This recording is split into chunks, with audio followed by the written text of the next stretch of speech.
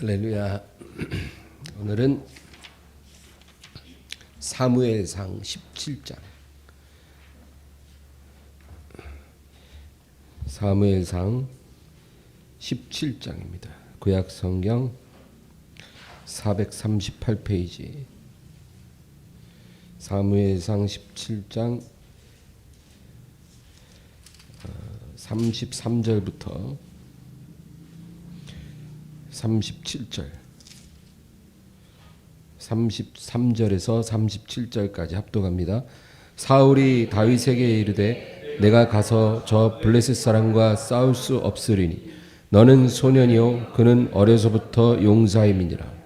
다윗이 사울에게 말하되 주의 종이 아버지의 양을 지킬 때에 사자나 곰이 와서 양떼에서 새끼를 물어가면 내가 따라가서 그것을 치고 그 입에서 새끼를 건져내었고 그것이 일어나 나를 해하고자 하면 내가 그 수염을 잡고 그것을 쳐 죽였나이다. 주의 종이 사자와 곰도 쳤은즉 살아계신 하나님의 군대를 모욕한 이 할례음 받지 않은 블레셋 사람이리까. 그가 그 짐승의 하나와 같이 되리이다. 또 다윗이 이르되 여호와께서 나를 사자의 발톱과 곰의 발톱에서 건져내셨은즉 나를 이 블레셋 사람의 손에서도 건져내시리이다. 사울이 다윗에게 이르되 가라, 여호와께서 너와 함께 계시기를 원하노라. 아멘.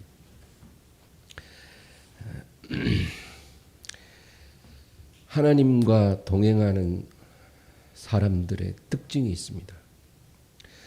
우리가 다 똑같은 눈 있고 코 있고 입 있고 귀 있지만 똑같은 게 아니에요. 하나님의 사람이 있고 하나님이 없는 사람이 있는 것입니다. 하나님의 사람 중에서 하나님과 동행하는 사람들이 있어요. 그냥 믿는 것이 아니라 하나님을 알고 하나님과 동행하는 그런 사람들의 특징은 두려움이 없다는 것입니다. 그것이 공통점이에요. 근데 우리가 이것을 잘 이해해야 합니다. 그냥 어떤 무모한 사람들 있죠. 배짱 좋은 사람들. 완전히 위험한 낭떠러지 앞에서 막 셀카 찍고 그런 무모하리만큼 배짱 있고 그런 것을 말하는 게 아니라는 거죠. 사람들 앞에서 허세 부리고 그런 게 아니라 하늘보다 크시고 땅보다 크신 하나님을 신뢰하기 때문에 거기서부터 나오는 어떤 평안함과 담대함, 그것을 말합니다. 하나님의 사람들은 그것이 있어요. 하나님을 신뢰하기 때문에 평안해요. 정말 너무나 위험한 상황인데도, 아주 굉장히 상황이 안 좋은데도 마음이 평온해요. 모든 지각에 뛰어난 하나님의 평강이 마음과 생각을 주장하셔요. 그리고 굉장히 담대한 것입니다. 그래서 하나님 사람들은 감기나 암이나 큰 차이가 없다라고 생각을 해요.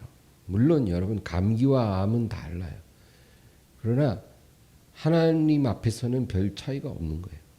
우리에게는 큰 차이죠. 감기는 감기약 먹고 한 2, 3일이면 낫지만 암은 뭐 수술 받고 항암 치료하고 뭐 그래도 뭐 죽을 수도 있고 뭐 그렇잖아요. 우리한테는 큰 차이지만 하나님 앞에서는 별 차이가 없다는 거죠. 예, 그래서 하나님의 사람들은 하나님의 관점에서 보기 때문에 내가 감기 걸렸을 때 나를 고치시는 분도 하나님, 내가 암 걸렸을 때 나를 일으키실 분도 하나님, 같은 하나님이기 때문에 큰 차이가 없다, 그렇게 믿는 것입니다. 내 앞에 어떤 조그마한 문제가 있든 태산 같은 문제가 있든 내 눈에는 크게 보여도 하나님 눈에는 별 차이 없는 똑같은 먼지 같은 그런 문제에 불과하다라는 거죠. 이런 담대함이 이제 성경에 보면 많이 나와요. 여호수아와 갈렙이 이런 담대한 믿음을 보여줬어요. 그렇죠? 그 여호수아 갈렙이 그와 동행했던 10명의 정탐꾼이나 이스라엘 백성들하고 달랐던 점은 여호수아 갈렙은 우리가 그 400년간 종살이하던 애굽에서 하나님의 은혜로 나왔지 않느냐.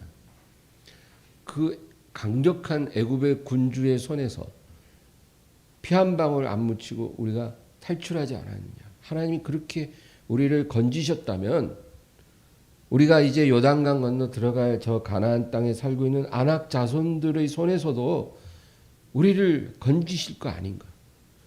애굽 왕 바로의 손에서 우리를 하나님이 건지셨는데 그 하나님이 가나안 아낙 자손들의 손에서도 우리를 건지시지 않겠는가. 그러므로 우리가 두려워할 게 없다. 저들은 우리의 밥이다. 우리가 요단강 건너 들어갑시다. 그렇게 말했다는 거죠. 여러분, 하나님의 사람들은 이런 담대함이 있는 거예요.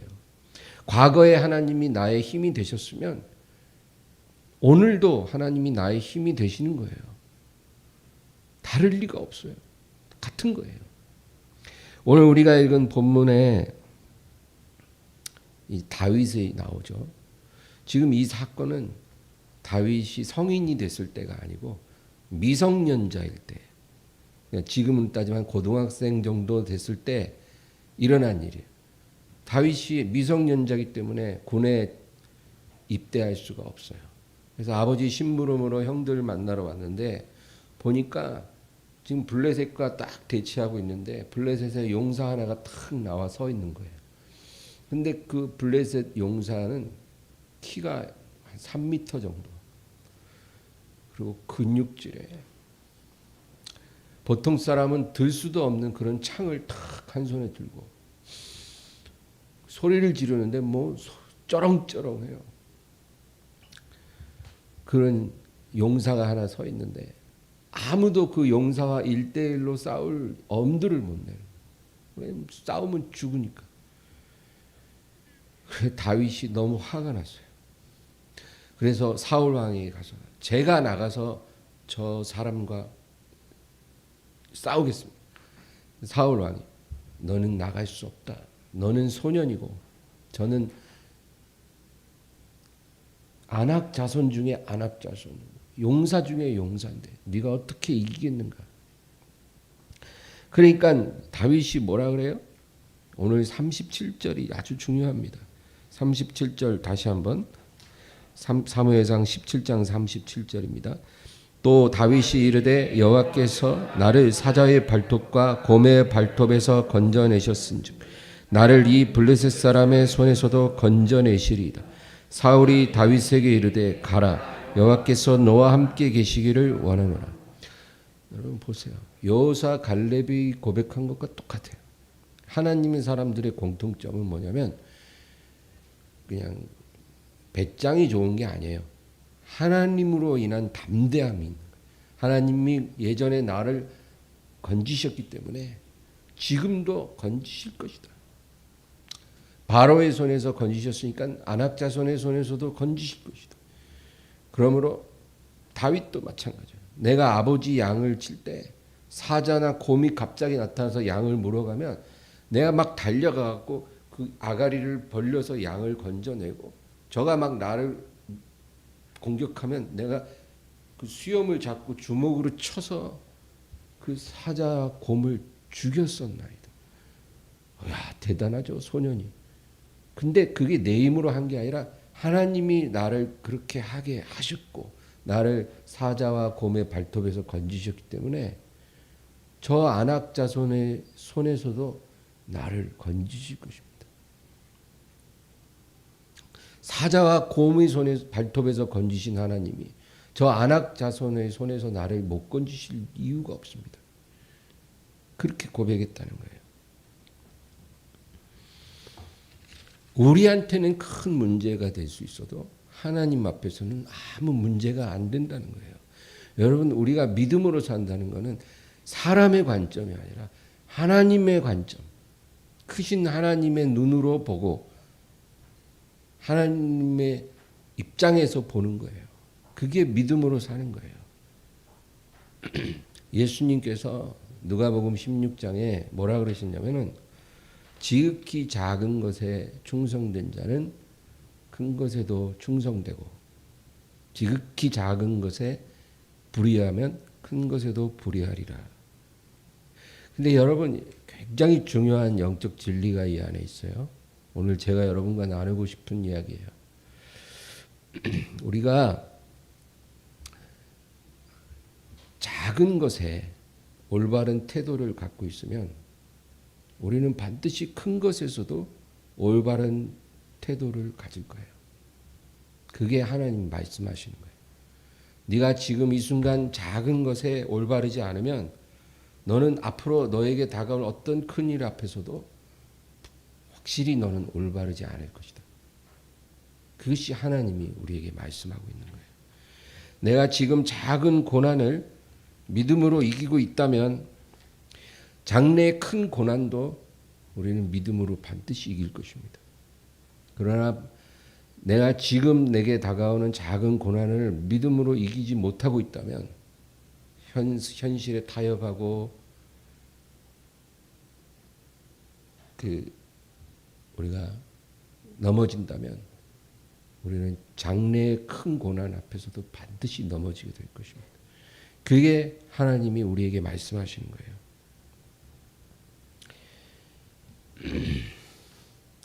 하나님의 초자연적인 역사가 두 가지가 있어요. 하나님이 하시는 초자연적인 역사. 하나님은 자연의 주관하시기도 하지만 초자연적으로 역사하세요. 네. 우리가 아침에 해가 뜨고 저녁에 해가 지고, 그렇죠? 또 달이 찼다가 기울고, 또 봄에 따뜻하게 바람이 불어 꽃이 피고, 여름에 덥고, 가을에 낙엽 지고, 겨울에 눈 오고, 이런 자연도 하나님이 창조하시고 주관하시지만 하나님은 초자연적으로 일하시는 하나님이죠. 그런 초자연적인 하나님의 역사가 두 가지예요. 하나는 기적이고 하나는 예언이에요. 여러분 성경은 이 두 가지 하나님의 초자연적인 역사로 가득 찬 책이에요. 우리가 뭐 자연을 배우기 위해 성경을 읽는 게 아니에요. 성경 안에는 초자연적인 하나님의 일들이 있어요. 하나는 기적이고 하나는 예언이에요. 이 두 가지를 빼버리면 성경은 아무것도 남지 않아요. 근데 여러분 다니엘서라는 책이 있어요. 성경에. 구약의 계시록이라고도 말을 해요. 아주 특이한 책이에요.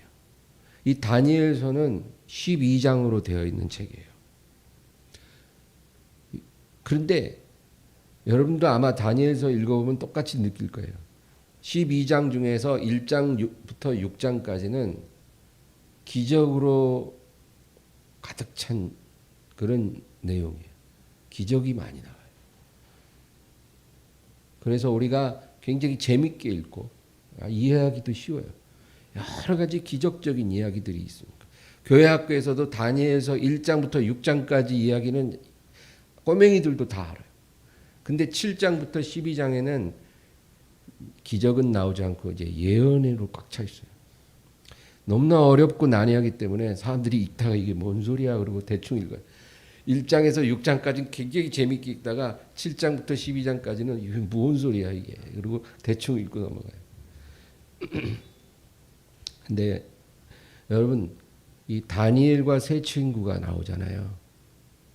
특별히 다니엘서 1장을 읽어보면 이 다니엘과 세 친구의 젊은 시절에 하는 에피소드가 기록되어 있어요. 다니엘과 세 친구는 우리가 알고 있듯이 포로들입니다. 예루살렘이 무너지고 바벨론의 포로로 끌려가요. 근데 포로로 끌려갈 때 1차 포로, 2차 포로, 3차 포로가 있어요.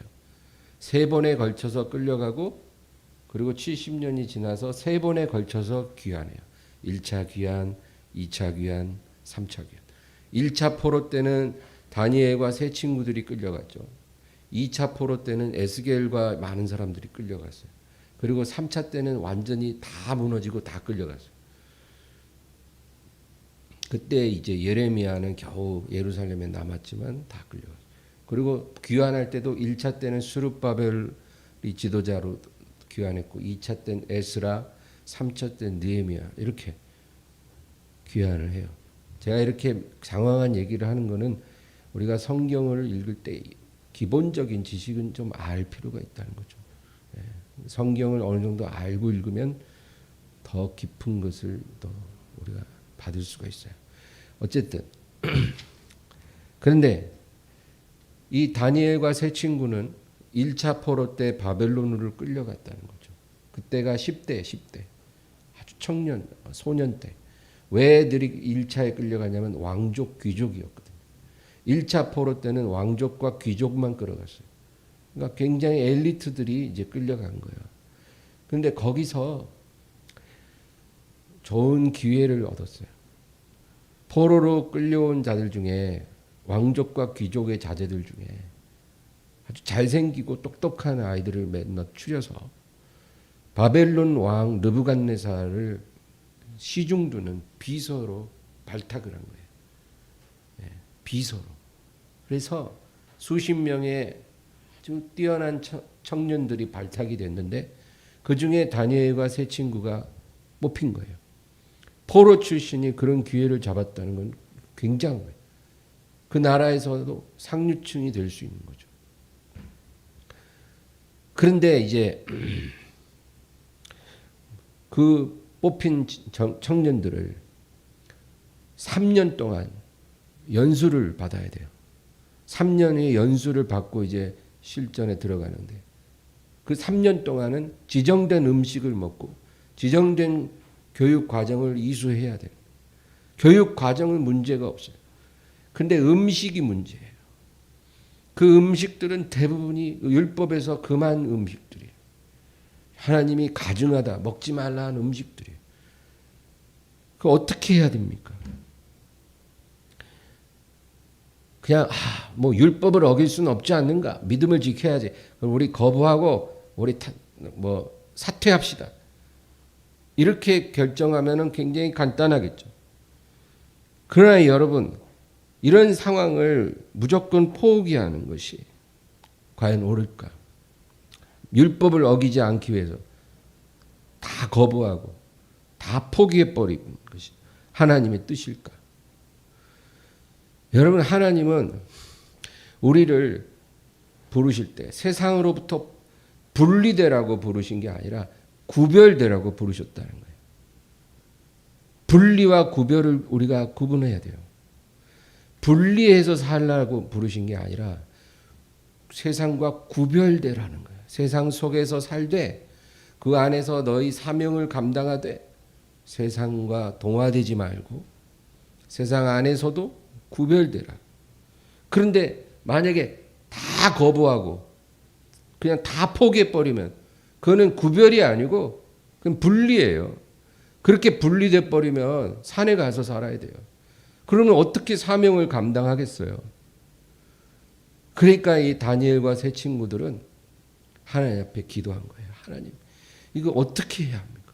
이 하나님이 주신 귀한 사명을 포기할 수도 없고 그렇다고 저 음식을 다 먹으면서 율법을 어길 수도 없고 우리에게 지혜를 주시옵소서. 기도하는데 하나님이 지혜를 주신 거예요.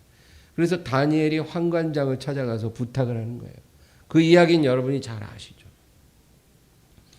여러분 예수님도 구하라 얻을 것이요 찾으라 찾아낼 것이요 문을 두드리라 너희에게 열리리라. 우리가 정말 올바른 방향으로 하나님께 간절히 구하면 하나님께서 구하는 것 주시고 찾게 해주시고 문이 열리게 해주시는 거예요. 그래서 다니엘이 가서 부탁을 해서 결국 놀랍게 잘 일이 해결이 된 거예요. 여러분 우리가 이렇게 살려면 지혜도 있어야 되지만 용기가 있어야 돼요. 환관장을 찾아가서 우리를 열흘 동안만 시험해 보시고 우리가 채식만 했음에도 저 다른 소년들보다 더 윤기 있고 더 아름다우면 우리 청을 들어주소서. 이렇게 말할 수 있는 그런 용기가 필요하거든요. 하나님의 지혜와 하나님이 주신 용기로 여러분 분리되지 말고 구별된 삶을 살기를 주의 이름으로 축원합니다. 근데 다니엘 1장에 이 에피소드가 왜 기록됐을까요? 다니엘과 세 친구들을 젊은 시절에 많은 일들이 있었을 텐데 그 일들 중에 유독 이 사건 하나만을 다니엘 1장에 기록하고 있는 이유가 있어요. 그것은 그 뒤에 2장부터 6장까지 일어나는 중요한 사건들을 설명해 주는 단초이기 때문에 그래요. 그들이 20살 때 있었던 이 에피소드가 그 이후에 그들의 인생의 중년 때 그들의 다니엘에서 성공의 절정에 이르렀을 때 다가온 그 절대절명의 시험을 영적 전쟁을 그들이 어떻게 그렇게 승리할 수 있었는지를 설명해 주기 때문이에요.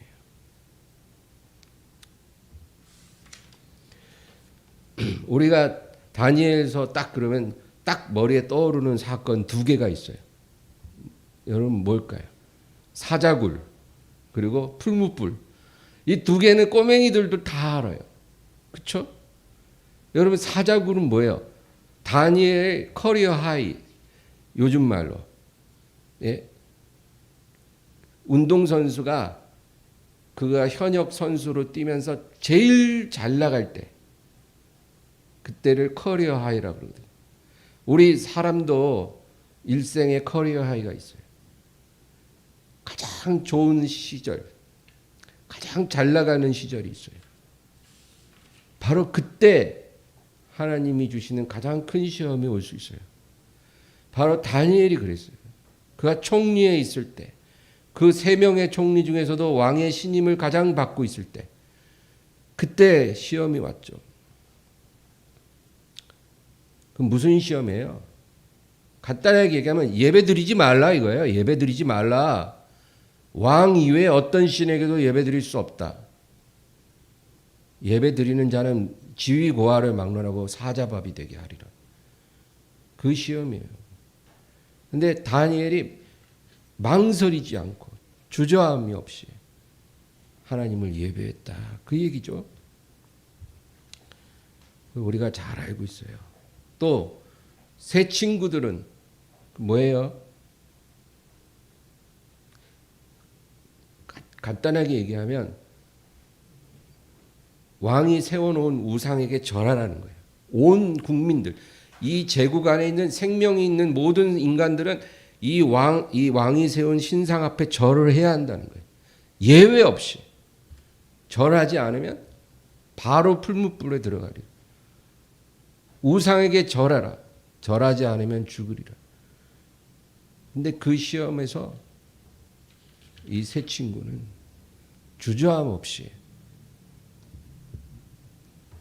왕의 명령을 거역했다. 그 얘기예요. 여러분, 우리가 하나님을 섬기는 믿음 안에서 삽니다. 믿음 안에서 산다고 해서 항상 고난이 오는 건 아니에요. 하나님이 우리에게 평탄함을 주시고 아주 존귀하게 해주실 때가 있어요. 그래서 세상에서도 형통하게 하시고 아주 행복한 삶을 살 때도 있는 거예요.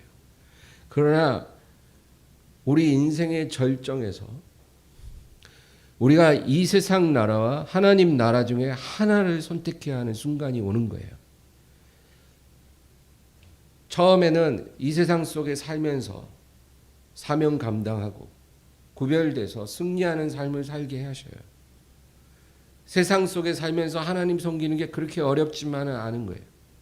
그러나 어느 순간에 가서는 이 세상 나라와 하나님 나라 중에 한 가지만 선택해야 하는 순간이 와요. 그때 정말 하나님 나라를 주저없이 선택하는 게 쉬울까?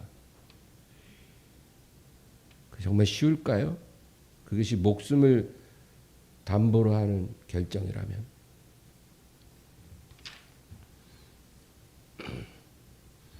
그런데 다니엘과 세 친구가 고민하지도 않고 망설이지도 않고 자기 가진 모든 것 다 내려놓고 목숨까지도 내려놓을 수 있었던 것은 바로 다니엘서 1장에 있었던 그 젊은 시절에 있었던 그 사건이 우리에게 답을 준다는 거예요. 젊었을 때 그들이 하나님 앞에서 충성된 삶을 살았기 때문에 그의 인생 커리어 하이에서 다가온 절대적인 영적 전쟁에서 승리할 수가 있었더라. 그 얘기를 다니엘서는 말해주고 있는 거예요. 그러니까 너희가 눈앞에 지금 당하는 작은 일에 하나 충성스러우면 앞으로 다가올 큰 일에도 너희는 충성될 수 있다는 거예요. 너희가 지금 예수 그리스도를 선택할 수 있으면 앞으로 다가오는 시험 앞에서도 예수 그리스도를 선택할 수 있고, 너희가 지금 예배를 선택한다면 앞으로 예배드리기 어려운 어떤 시험이 와도 너희는 예배를 선택할 수 있고, 너희가 지금 우상에게 타협하지 않을 수 있다면 앞으로 다가오는 큰 시험에서도 우상에게 절하지 않을 수 있다는 거예요. 그러나 만약에 너희가 지금 작은 일에 불의하고 작은 일에 올바르지 않고 작은 일에 타협하고 작은 일에 거짓되면 너희는 앞으로 다가오는 큰 시험에서 너희는 절대로 이길 수 없을 것이라는 것.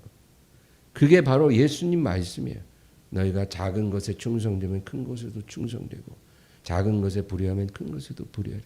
다니엘서가 우리에게 말해주는 그 내용이 바로 그거예요. 이 다니엘과 세 친구의 이 온전한 믿음이 그냥 어느 날 갑자기 막 열받아서 삘 받아서 그냥 죽으면 죽지 뭐 이러고 그냥 그렇게 한 게 아니에요.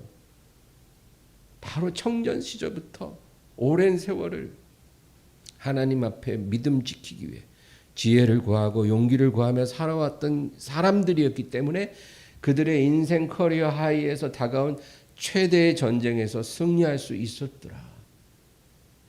그래서 다니엘서 1장에 그 청년 시절에 딱 한 가지 에피소드가 기록되고 있다. 그 얘기입니다. 지금 이 순간 내가 선택하고 내가 결정하고 행동하는 것이 장래에 나의 선택이 되고 결정이 되고 행동이 된다는 거. 여러분 우리가 기억해야 된다는 거예요. 그러므로 오늘 하루를 내가 믿음으로 산다는 거. 그것이 그냥 오늘 하루 내가 영적으로 승리했다 이렇게 간단하게 생각할 문제가 아니에요.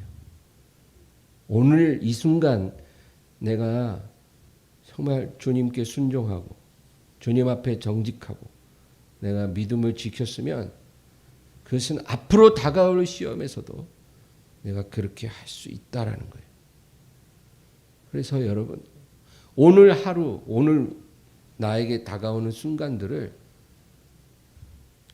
허투루 보내지 마세요. 무의미하게 보내지 마세요. 지금 내가 당하는 이 작은 일들 속에서 내가 주님을 바라보고 정직하게 살아가고 믿음으로 살아가는 이것이 내 운명을 결정하는 것이에요. 앞으로 다가올 시험에서 우리를 지켜주는 믿음의 반석이 되는 거예요. 여러분, 우리 그렇게 살기를 주의 이름으로 축원합니다. 오늘 말씀을 생각하면서 간절히 기도하겠습니다. 주여, 주여, 주여.